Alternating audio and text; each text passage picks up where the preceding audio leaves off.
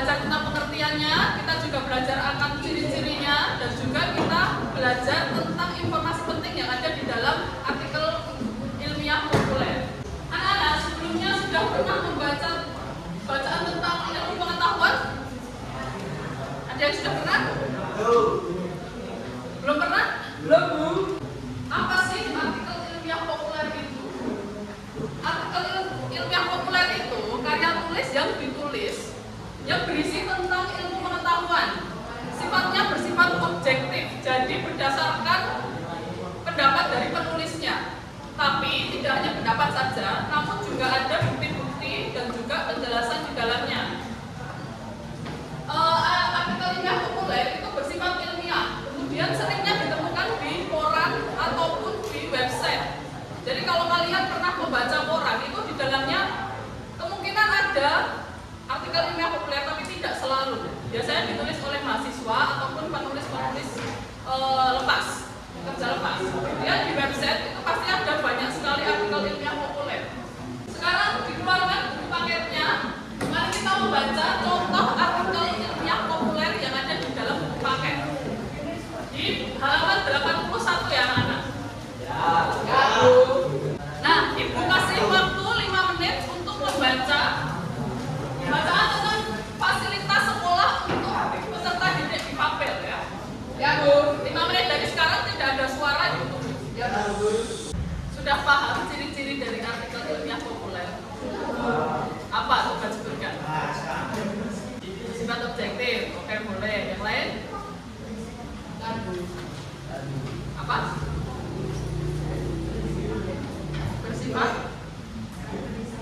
Berisi fakta ya, betul sekali. Nah, ini adanya pendapat dari penulis. Seperti yang Ibu jelaskan tadi, pendapatnya itu tidak boleh asal berpendapat, namun harus disertakan bukti-bukti yang jelas, diberikan penjelasan. Kemudian bahasanya mudah dipahami. Dari bacaan tadi, anak-anak mudah nggak memahami informasi yang ada di dalam buku itu tadi, dalam bacaan itu? Mudah ya? Tentang apa? Tentang apa? Bacaannya tadi tentang apa? Fasilitas sekolah untuk difabel. Ya, untuk anak-anak difabel ya. Coba disebutkan dulu ciri-cirinya tadi apa saja? Ada pendapat penulis. Ada pendapat penulis, betul. Ada bukti. Ada bukti, betul. Ada alasan. Ada alasan berdasarkan bukti ya. Kemudian yang terakhir, bahasa mudah dipahami. Kita lanjut ke menemukan informasi dalam artikel ilmiah populer.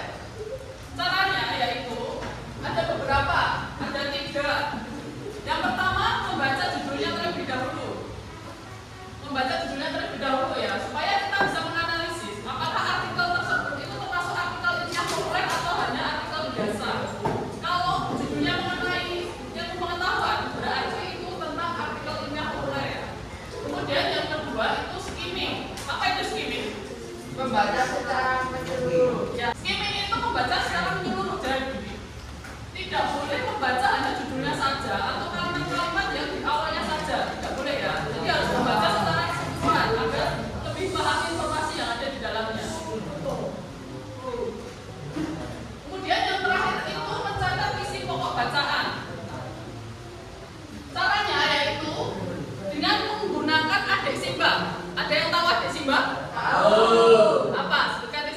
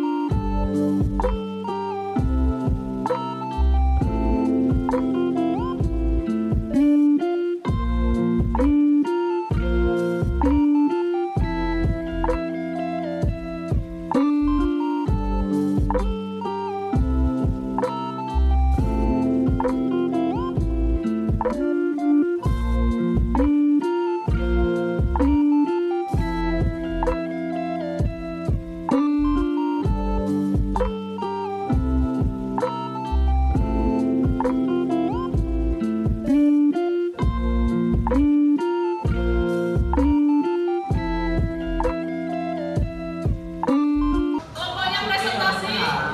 Tak ajak. Teman-teman perhatikan. Assalamualaikum warahmatullahi wabarakatuh. Kami dari kelompok 7 ingin mempresentasikan literasi informasi dalam membaca buku di Indonesia. Satu.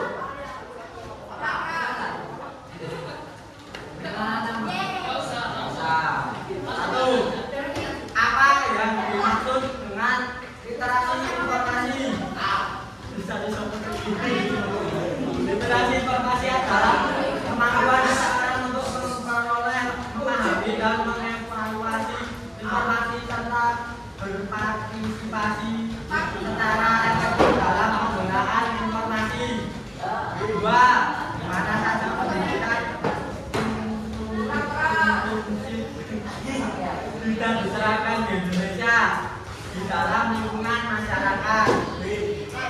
Tiga, kapan pendidikan inklusif di Indonesia dimulai dan diperkenalkan sebagai sistem pada tahun 2009. Siapa yang bertanggung jawab untuk verifikasi dan menyaring informasi di media sosial? Bertanggung jawab adalah verifikasi diri. 5. Mengapa informasi sangat penting kalau berita yang tersebar di media sosial? Karena literasi sangat penting untuk memverifikasi dan menyaring informasi di media sosial.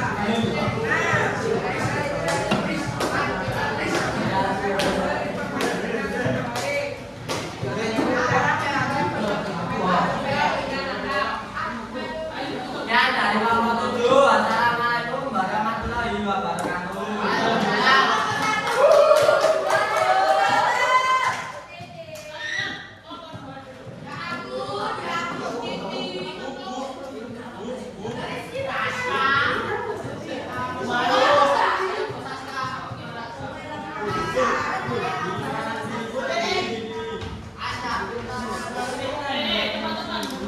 Assalamualaikum warahmatullahi